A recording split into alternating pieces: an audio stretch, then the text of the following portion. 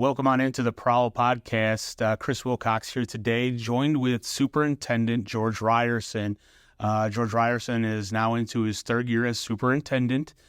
Just a little back history there to start off with. But George, tell me a little bit about yourself and how you became superintendent here at Caro. I don't think it would have happened possibly had I not really started my public school teaching career here at Caro. So in 1997, I came here as a science teacher and taught here for 4 years, taught physical science, biology, field biology. And so I kind of started here. I had taught at private schools before that, so I was happy to start my career here.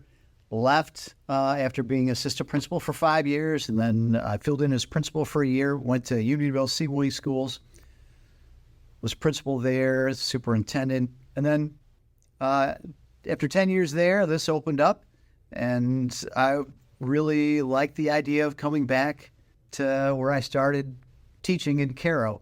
So I just know a lot of people here. It's been incredibly gratifying because it's been long enough that my students are now parents, and it is really a joy to see all of those students, and regardless of what kind of student they were, everybody wants to be a great parent, and so it is really rewarding for me to see how much heart our parents have for their kids and how much they want to have them succeed, and those parents were my students. So there's just something about that full circle that I really like. Right.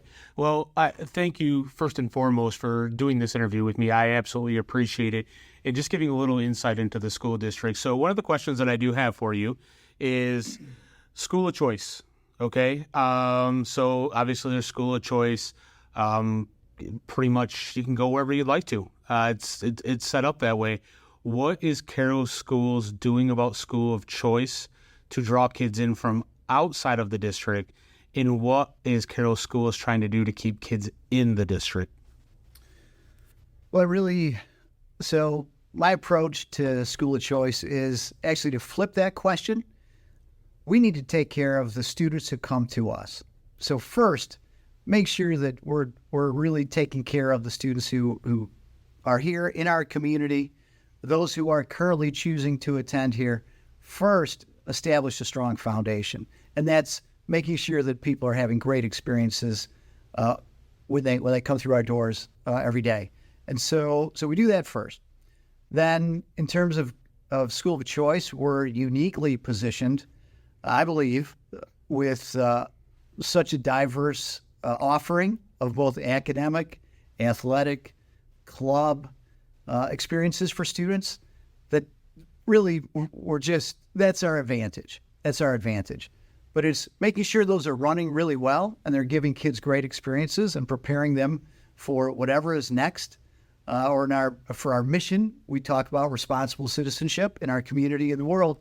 And that's what we need to keep doing and make sure we're delivering for those families and listening to our families and meeting them part way in their children's education. So when taking a look at school of choice, the education side of things, where does Caro rank as far as in the district amongst other schools? So in the county, we're in the middle of the pack, and you have to look at, there are lots of variables, but I know that, the simplest thing is to just pick a score and then compare other districts. So we're in the middle of the pack. Okay. So when we take a look at going beyond the school of choice aspect here, what's one thing that you could say to families that are maybe looking for different options right now, if they do happen to be looking for other options? What would you tell them? Why stay here at Caro and why come to Caro? Sure. We have really strong support systems in place at our elementary schools.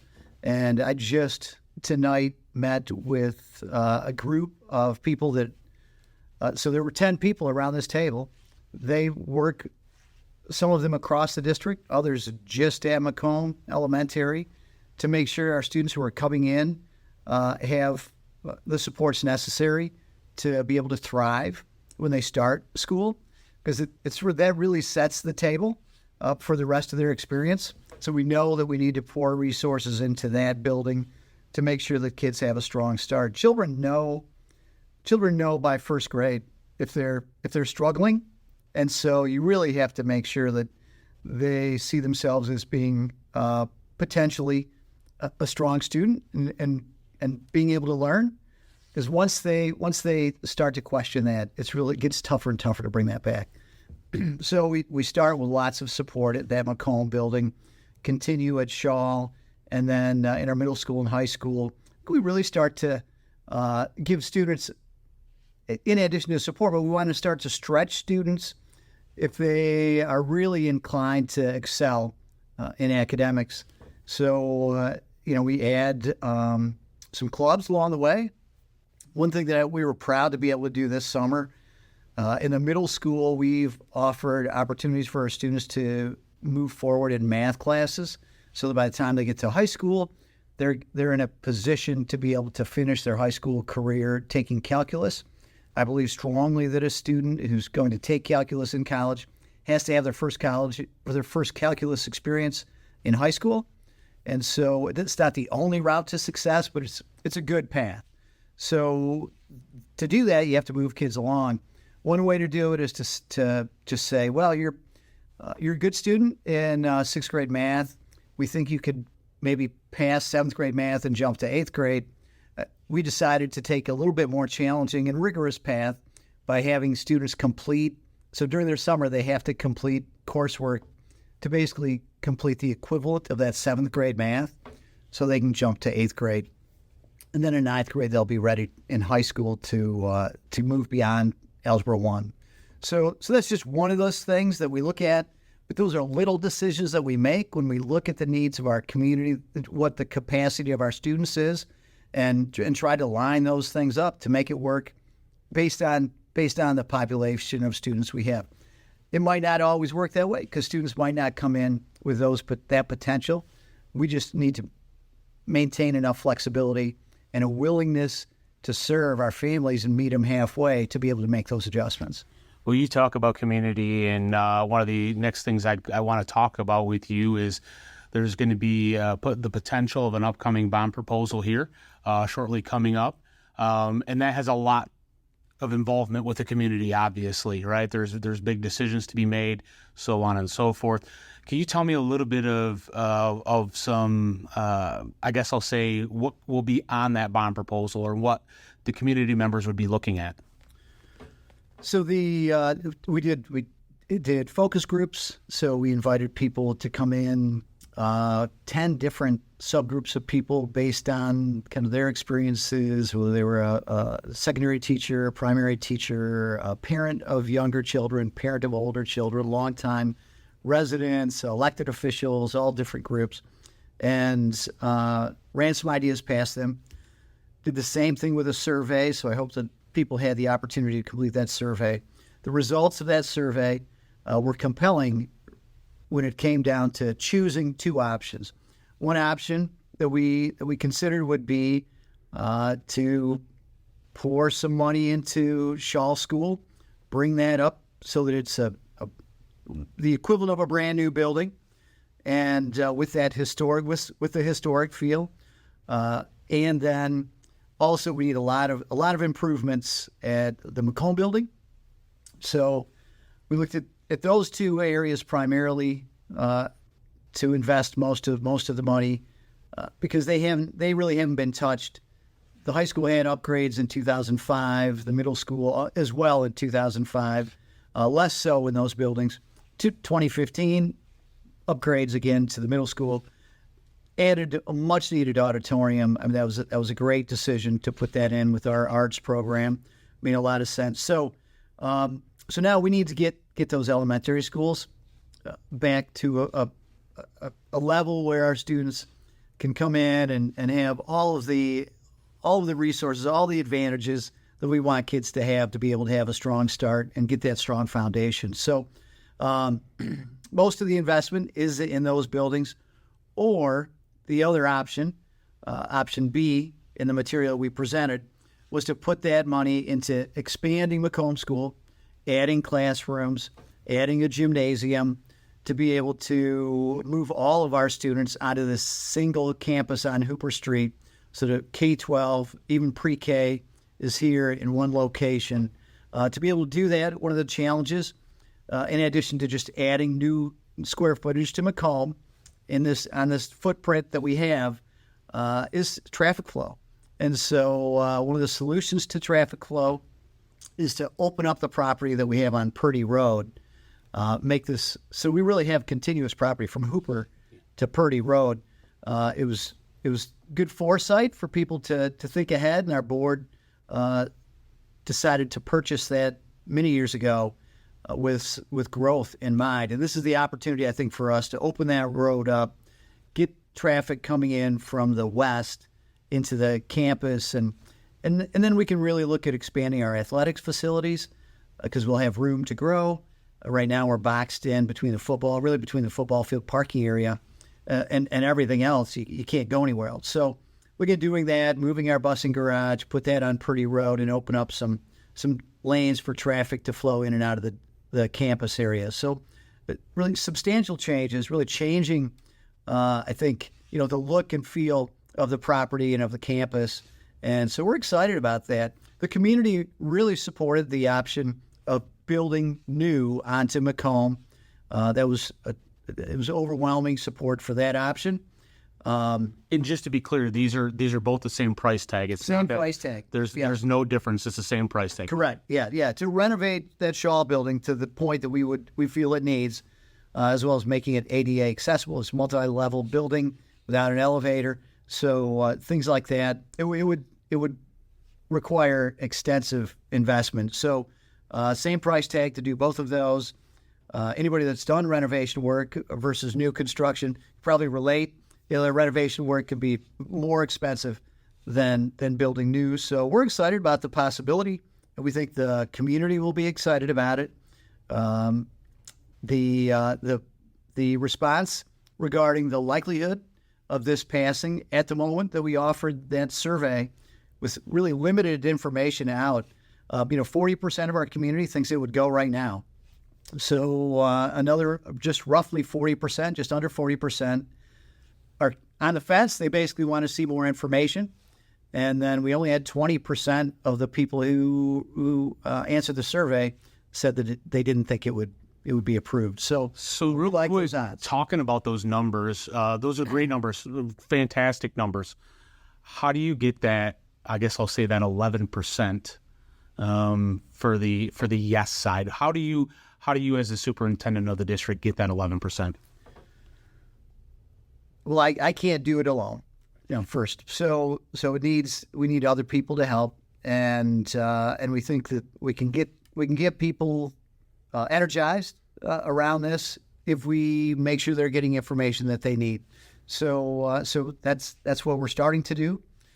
We're going to have to, there will probably, in all likelihood, be an organization formed that will just be responsible for that. And that will be community members. I mean, the board doesn't create that group; they cannot, and I cannot lead that group. That's a group of community members who have to get behind that and decide to take a leadership role, and pick up that torch and carry it and deliver those votes. So we will certainly provide all the information we can. As a school, we can't campaign one way or the other. But we do want everybody to have the information they need to make the best decision that they think they can make for our students. So that's the plan moving forward. And the architects are working on more information, drawings, renderings of what the buildings would look like, that kind of thing coming up in the future. Awesome. So we're talking obviously on the bond proposal. Kind of want to switch gears a little bit.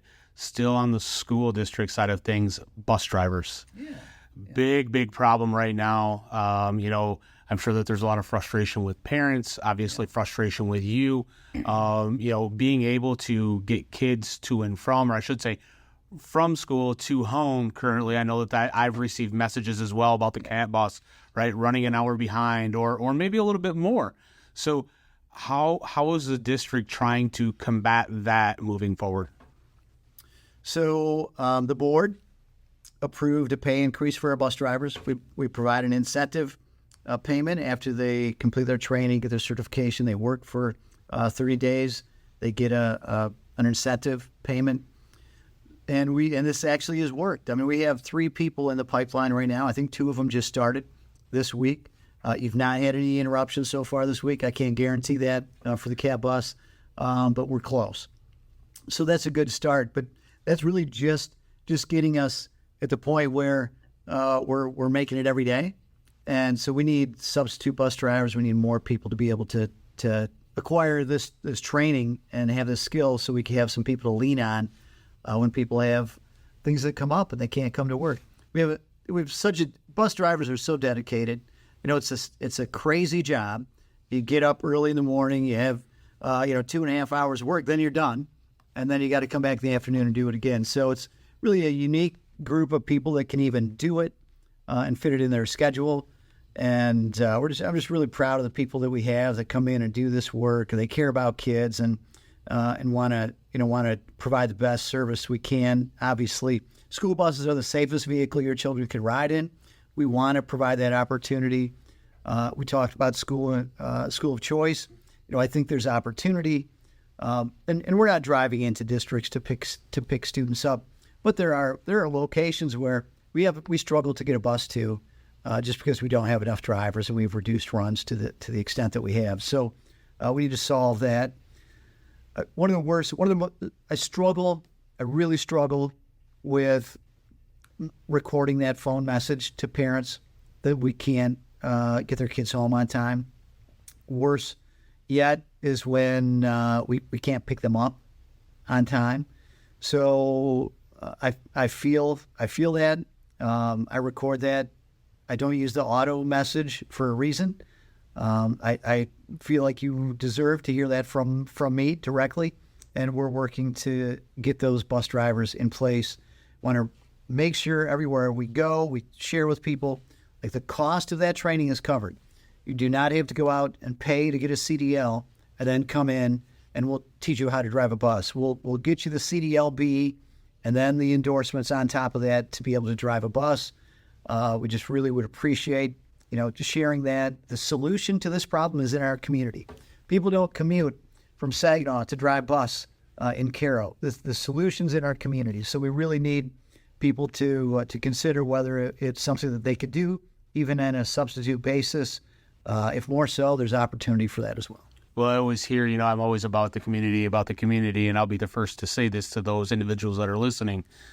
If you want to help your community, you're going to have to step up. And this is a great example of stepping up within your community to help if you're able to in situations such as this. So thank you for that, George. So on to, I guess we'll say a little bit of the next topic. We talk about recorded messages and such. Let's talk about the safety and well-being of the students while we're here on a daily basis. I know myself as a parent, I've received, those messages where you go, oh, man, there's some incidents at the school. Yeah. Let's go through, I guess I'll say a little bit of the protocol that you have on your end that is taken care of. Obviously, these parents, and I say these parents, us parents, myself included, we're not going to be able to understand all details involved, but we do get a message or we get a phone call, whatever it may be. But kind of walk us through those steps and protocols when it comes down to a dangerous situation for the district and for the kids at hand. So first, my philosophy is transparency, and so we send a notification home with the probably at a threshold that every other district, that not all districts do, because if students are saying this and other students hear and they know about this, they're going to take this home, and so we want you to know that we're aware of it, that we are engaged with the law enforcement officers and they're investigating. It's outside of the school day, so a lot of this work we can't do. Every single incident so far this year, has happened after school. We find out about it after school. So that's why you get the communication you get after school. I've had some criticism, some feedback from parents, and I get it. The question is, well, why are we finding out, at 7 o'clock at night or 8 o'clock at night? I want to know when my kid's in school and this is coming down. That's because we don't know until after school. And so if we don't know until after school, we contact the police, they complete interviews. We have to confirm that it happened. And in some cases, we're not sure it happened.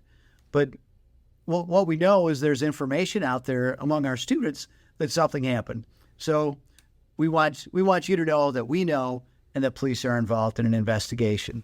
And then, so let me go to the other situation. Let's say it happened during the school day and we implemented any kind of security measure, secure mode, where we're just, there's basically, that means a threat outside of the building that we're aware of or investigating. You guys will know. I mean, we'll let families know when we implement a secure mode. You get a notification before we do drills, because I don't want students to be in a room, not, maybe not sure what's going on. They're told it's a drill, but if our families don't know, then that just creates absolute panic, and we don't want that situation. So you get a heads up before we do a lockdown drill. And if something were to happen during the school day, you'd get notification whenever we implemented any security measure. So the reason that you found out, that we've given those late in the evening, I want to get the information from the police. We also have individuals who we may suspect being involved, who are home with their families. I don't want to give my communication ahead of the police officer's investigation. So some of these things just take time. But in all of the things that have happened this year, thank God, have not been a threat, an immediate threat to student safety. So we've been fortunate in that respect. And that's a big positive, and I appreciate you just shining a light on that, because most parents are wondering the why question, right? Why so late at night? Why not right away? Well, that's the reason why, because it may not be during school time. So, George, I don't want to take up a bunch of your time, but the one last question I want to ask you, because I'm a busy guy too, and I know you are. I got to get going here shortly, but what is one thing that you could tell not only our community, our parents, and our kids about Caro schools? I wish people could walk with me for a day and see just how many great things are happening here. and it's not always winning an award every day. It's just kids being great to kids, staff being great to kids, taking extra steps, doing extra things for people. And when I say staff, I mean staff, like our food service employees, what they do for our students, and the extra steps they take, bus drivers. That's what I love. That's what I love about what I do. It is a privilege. Nobody else gets to do that. I get to go from building to building and just see how much people care about our students and making sure that they're safe, that they're stretched, and challenged, and supported. So that to me is just the greatest thing. It's something that only I get to see. So I love to share with people, all the things I get to see in my day. They're just great human interactions that happen in this school district between people of all ages, all walks of life, all professional backgrounds. And that makes it a special place. Well, George, I want to thank you for your time tonight, and thank you for your time as superintendent here at the school district very much. I know that you have a very tall task at hand, and in not just every day, but every minute, every hour. You're responsible for so much here. I'm going to tell you, I appreciate it very much. So thank you very much. For myself, Chris Wilcox, for Superintendent George Rierson, you listen to the Prowl Podcast. Thanks.